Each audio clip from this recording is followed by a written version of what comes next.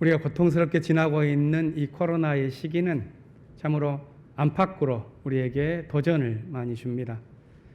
특별히 우리 교회는 지금 새로운 예배당 건축과 선교 방향을 수립하기 위해서 노력하고 있습니다. 자주 만나서 의견도 나누고 또 뜻도 함께 세우고 이래야 할 시기에 만나지 못하니 소통의 어려움을 느끼기도 합니다. 그런데 지난 한 6, 7개월 기간을 되돌아보니 교우들께서 지혜롭게 이 시기를 대처해 오시면서 어려움 많았던 우리의 상황들을 이겨내고 이제는 마음을 모아가고 있지 않은가 하는 느낌을 받고 있습니다. 지난 주일 정기당회를 가졌습니다. 중요한 결정들을 몇 가지 내렸는데요. 그 가운데 한 3가지만 교우들께 말씀드리면서 앞으로 함께 보폭을 맞춰주시기를 바랍니다. 첫 번째는 건축과 관련한 잠정적인 예산안을 확정했습니다. 현재 이전할 부지에서 철거를 비롯한 여러 가지 일들이 진행되고 있고 또 설계를 포함해서 본격적인 신축 작업이 예상되고 있습니다. 따라서 소요 예산을 편성해서 그 작업이 원활하게 추진될 수 있도록 해야 하는 일이 필요합니다. 하지만 건축 예산은 건축만이 아니라 그 외에 필요한 경비들까지 고려하면서 해야 하기 때문에 편성하는 데 어려움이 적지 않았습니다. 다행히 건축위원회에서 안을 내었고 당회에서는 그 안을 추인했습니다. 이제 남은 것은 다음 주에 모군위원회에서 그 안을 심의하고 또 공동회의를 열어서 전체 교우들의 의견을 물어서 일을 진행해 나아가는 것이 남았습니다. 이게 첫 번째고요. 두 번째는 새로운 위원회를 하나 만들었습니다. 가칭으로 이름을 미래선교연구위원회 이렇게 정해보았는데요.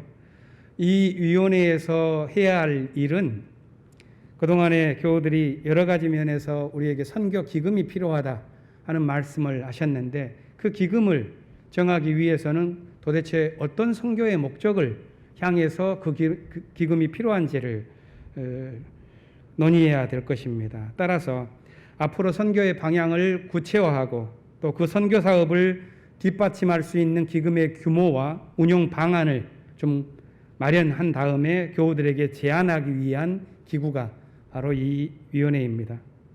여러 가지 목소리들이 사실 있었죠. 이제는 그것들을 계획성 있게 통합해 나아가야 할 때라고 봅니다. 당회에서는 먼저 우리 교회에서 앞으로 소요될 필요한 각종 기금의 항목들을 열거해 보았더니 그것이 한 10여 가지나 되었습니다. 예를 들자면 사회선교부에서 제안했었던 생명평화기금, 또 지난 7월 19일 날 건축위원회 공청회에서 발제를 하면서 4가지의 선교 방향을 논의한 적이 있는데요. 미디어 선교, 청년 선교, 그리고 페미니즘과 퀴어 선교, 평화통일 선교. 이러한 일들을 하기 위해서도 기금이 필요할 것입니다. 또한 여신도회 그룹과 관리부 중심으로 목회자 사택을 위한 기금, 또 교육부에서는 후속 세대를 위한 교육기금, 대정부에서는 예산의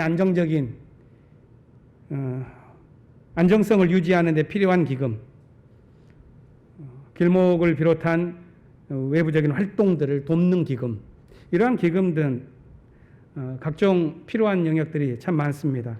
앞으로 몇 달 동안 이 위원회에서는 각종 기금의 용처를 정리해서 교우들에게 제안할 것이고 더 나아가서 기금만 정리하는 것이 아니라 교회 창립 70주년을 맞으면서 어떻게 선교활동을 구체화할 것인지 논의를 진행해 나아가도록 계획하고 있습니다. 마지막으로 한 가지 결정은 향린동산의 자산을 운영할 수 있는 연구하는 위원회를 소그룹으로 좀 만들어 보기로 했습니다. 현재 향린 수양관과 임야의 관리 방식 이것에 대해서 좀 점검할 필요가 있고 또 한편에서는 각종 기금의 재원을 마련하기 위해서도 수양관의 매각을 포함해서 여러 가지의 방안들을 고려할 필요가 있겠다 당회는 판단했습니다. 이 일을 위해서 좀 구체적으로 이를 추진하고자 합니다. 이러한 중요한 결정들을 두고 당연히 교우들의 협력이 무척 필요한 시대라고 느끼고 있습니다. 서로 돕는 일꾼이 되어야 하고 또 교회 안에서 대승적인 협력의 분위기를 만들어가는 것이 중요합니다.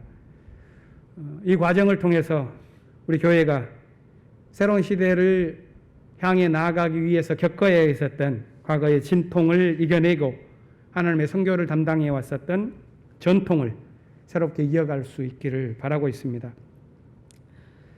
광화문으로 이전하는 것은 단지 장소만 이전하는 것이 아니라는 것을 우리는 알고 있습니다.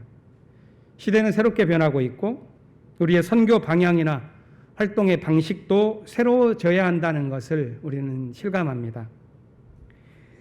우리 교회는 진보적인 교회를 자랑합니다. 또 우리 스스로가 지향합니다. 그렇다면 진보적인 삶을 살아갈 방식에 대한 우리의 깊은 성찰 역시도 필요하다고 봅니다. 한번 진보라고 하여 영원한 진보일 수 없다는 것을 우리는 오늘날의 사회 현상에서 볼 수 있습니다. 시대가 흐르면 역사의 발걸음을 옮기는 주체도 변하고 그들이 맡은 사명과 역할도 변한다는 것을 우리는 알고 있습니다. 우리 사회에 사람들이 살아가는 수많은 방식들이 있고 진보적인 삶이라고 일컬어지는 삶의 양식들도 여러 모양으로 존재합니다.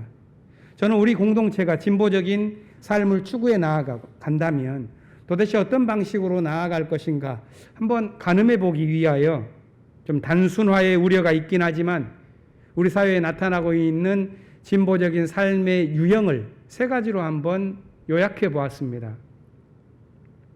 첫 번째는 가장 고전적인 방식의 진보운동이라고 할 수 있는 고난당하는 또 억압받는 사람들과 함께하는 저항투쟁이 있습니다.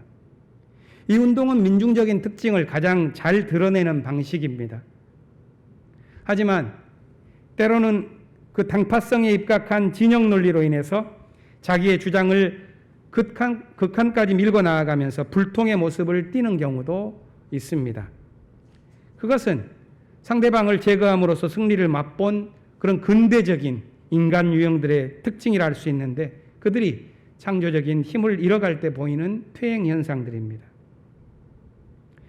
두 번째는 이 근대적인 현상을 넘어보자고 한 세대 전부터 탈근대라고 하는 이름들이 등장했는데요. 이런 시대를 지나오면서 성장해온 활동이 소수자들과 연대하는 활동입니다. 이런 운동의 방식이 점차 주류 담론으로 성장한 이유는 오늘날 진보적인 관심사가 다양하게 분화했기 때문일 것입니다. 그리고 때로는 지난 시대의 진보가 기득권이 되어버리는 모습을 보면서 예전의 운동 방식은 안 되겠다 이렇게 생각하는 새로운 세대들이 선택한 방식이기도 합니다. 하지만 그런 탈근대적인 방식의 연대는 사실 개인의 취향으로 미끄러질 때가 많습니다. 그래서 그것은 공동체의 미래에 대한 책임을 지는 운동이기보다는 암울한 묵시록적 미래에 적응해버린 그런 방식은 아닌가 하는 의심을 받기도 합니다. 세 번째 방식은 대안을 만들어가는 창조적인 생명운동입니다. 이 운동은 생태적인 감수성이 커가면서 점차 가시화된 운동입니다. 이 운동은 대결 정치나 관념 종교의 편협성에 휘둘리지 않습니다. 사람이 하나 악행을 했다면 그것은 그 개인의 문제만이 아니라 사회 전체의 한계와 죄악이 결부되어 있음을 깨닫고 우리가 살아가는 현실의 무게를 견뎌내면서 공통의 고통을 함께 느끼는 감수성을 바탕으로 전개해 나아가자는 것이 이 운동의 특징입니다. 저는 이 세 가지의 운동이 각각 엄밀하게 구분되어 있다기보다는 서로 관심사가 겹치고 또 어우러져서 전개되고 있다고 생각합니다. 그런데 그 적용된 삶의 영역에 따라서 그 운동 방식의 미덕이 드러나기도 합니다.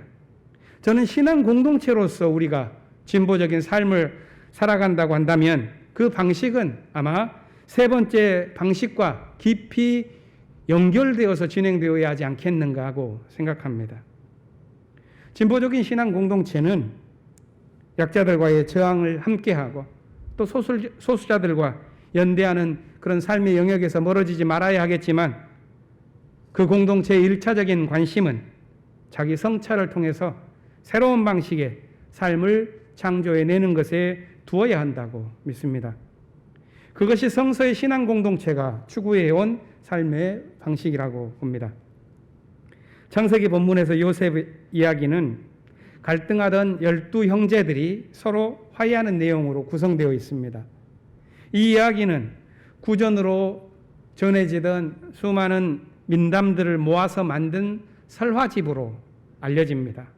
그 줄거리가 완성된 때는 솔로몬 이후에 이스라엘의 왕국이 남과 북으로 분열된 시대로 추정합니다. 갈등하면서 거대한 분열과 갈등을 겪고 있는 그 시대에 주는 교훈을 이 요셉과 형제들의 이야기를 통해서 전해주려고 했던 것입니다. 요셉에 관한 이 설화구는 37장부터 50장까지, 그러니까 창세기 전체 분량의 3분의 1이나 되는 큰 분량을 차지하고 있습니다. 그렇게 많은 이야기가 주장하고자 하는 그것은 전환의 시대를 설명하려고 하는 것입니다. 가나안에 거주했었던 야곱의 가족이 이집트로 이주해서 거대한 민족을 이루게 된 과정을 그리면서 앞으로 있을 출애굽 해방 공동체의 꿈을 이 이야기가 준비하고 있습니다. 지난주에 읽은 창세기 37장은 형들이 요셉을 죽이려고 공모하다가 결국 그를 상인에게 팔아넘기는 범죄를 저질렀던 내용이고, 오늘 이야기는, 오늘 본문은 그 끄트머리에 가서 요셉이 형들을 용서하는 장면으로 묘사됩니다. 이 사이에는 아주 흥미진진한 이야기들이 많이 있습니다. 이집트에 팔려간 요셉이 파라오의 경호대장 보디발의 집에서 종살이를 하다가 누명을 쓰고 억울한 옥살이를 하게 되었던 경위, 그렇지만 꿈을 푸는 능력으로 감옥에서 풀려나 파라오의 꿈을 해몽하고 마침내 이집트 총리가 되기까지의 과정, 이 모든 과정이 마치 하나님의 섭리를 따라 이루어진 것처럼 묘사됩니다. 그리고 그 다음에는 절대 권력자가 된 요셉이 형제들을 만나는 이야기가 이어집니다.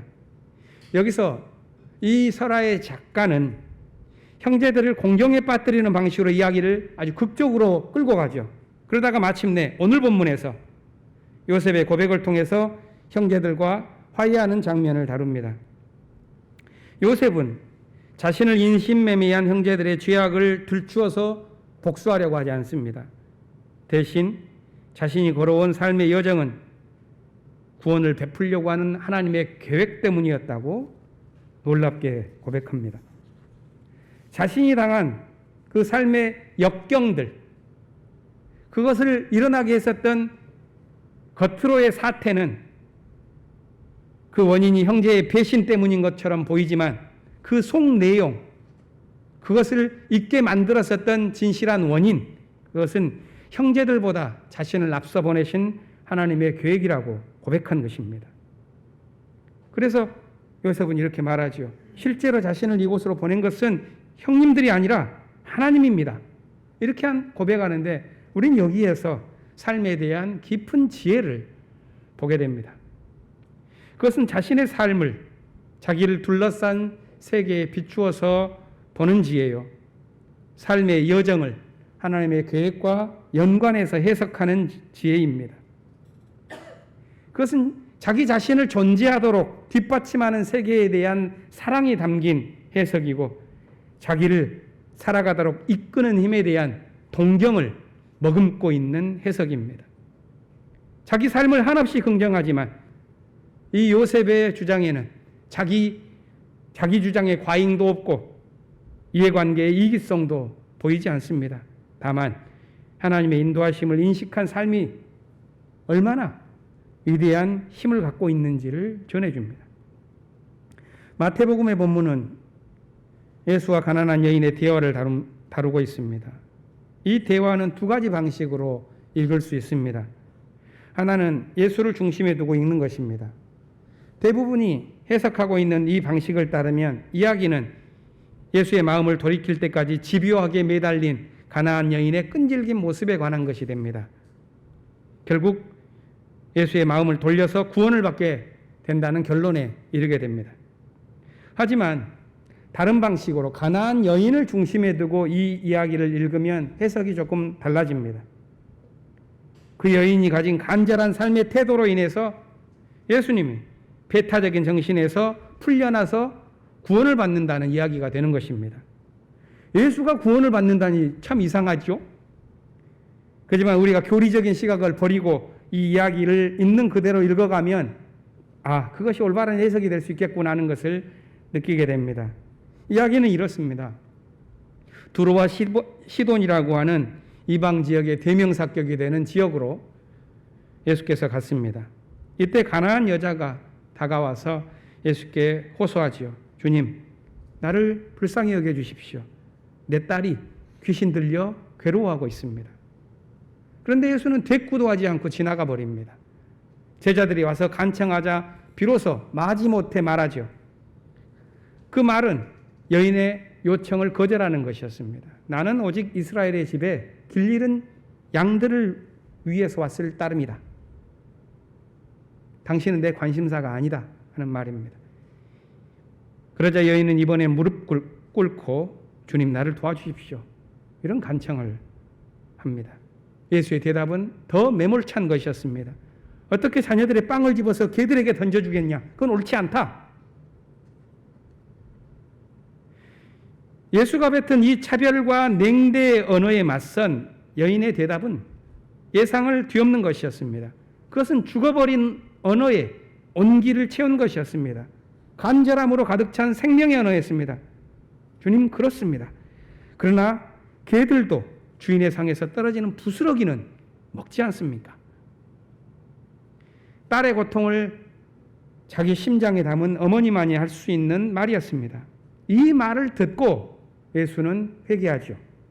당신의 믿음이 참으로 큽니다. 소원대로 될 것입니다. 이 말이 있자 그 여자의 딸이 나았습니다. 병을 낫게 한다는 것은 복음서에서 익숙한 장면입니다.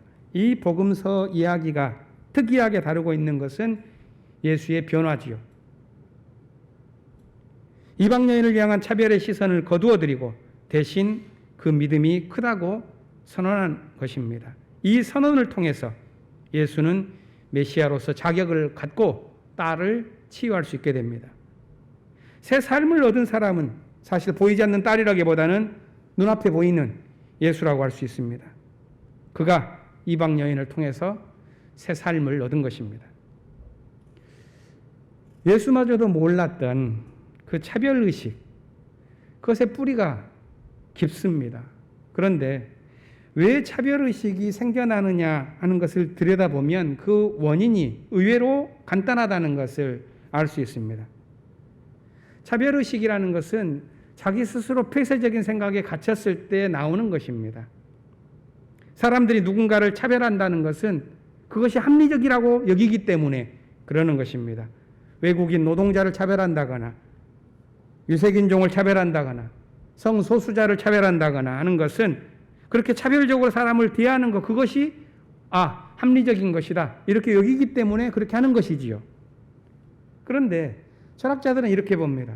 그렇게 합리적이라고 하는 그 느낌, 그 느낌의 근거가 뭐냐 하는 겁니다. 그것은 친숙함이라는 거죠. 다시 말해서 사람들은 자신에게 친숙한 생각을 합리적이라고 여기는 겁니다. 그렇다면 그것은 자기 생각을 맴돌고 있는 폐쇄적인 합리성이라고 할 수 있겠습니다. 그것이 많은 사람들이 겪고 있는 정신적 위기의 대표적 현상입니다. 이방 여인을 향해서 경멸의 언어를 퍼부은 예수 역시 그런 위기에 빠졌었습니다. 하지만 자신이 차별했었던 여인이 외치는 소리에 귀 기울이자 그 위기에서 벗어나게 됩니다. 우리 시대의 위기 역시 어떻게 극복될 수 있는지를 이 이야기가 말해주는 것입니다. 로마서 본문은 11장의 앞과 뒷부분을 조금씩만 다루고 있는데 이 장 전체가 말하고자 하는 것은 하나님의 측량할 수 없는 깊이를 가진 계획에 대한 것입니다. 하나님의 이 측량할 수 없는 계획은 하나님의 자비가 갖고 있는 넓이와도 같은 말입니다. 바울이 강조하고 있는 것은 다양한 삶을 관통하고 있는 신비한 비밀이 있다고 말합니다. 그것은 하나님의 심오한 계획입니다. 바울은 실패한 삶이라는 것은 하나님의 계획에서 벗어난 삶이라고 말합니다. 그런데 사실 바울이 더 깊이 말하고자 하는 것은 하나님의 계획에서 벗어난 삶이라는 것은 존재하지 않는다. 그렇기 때문에 눈에 보이는 유대인의 실패나 눈에 보이는 이방인의 실패, 그것 자체가 실패 자체가 아니라 아무리 실패한 삶이라고 보일지라도 하나님께서 그 삶에 주셨던 선물과 부르심이라는 것은 결코 철회되지 않는다. 이렇게 바울은 29절에서 말합니다. 심지어 바울은 32절에서 이렇게 말하죠. 하나님께서 모든 사람을 순종하지 않은 상태에 가두신 것은 그들에게 자비를 베푸시려는 것이었습니다.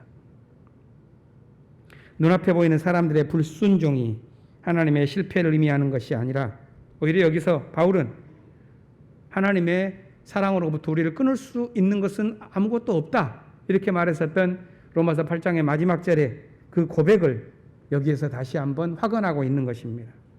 그것이 이 11장 마지막 절에 나오는 표현입니다. 만물은 그분으로부터 나오고 그분을 통해서 존재하고 그분을 향하여 있습니다.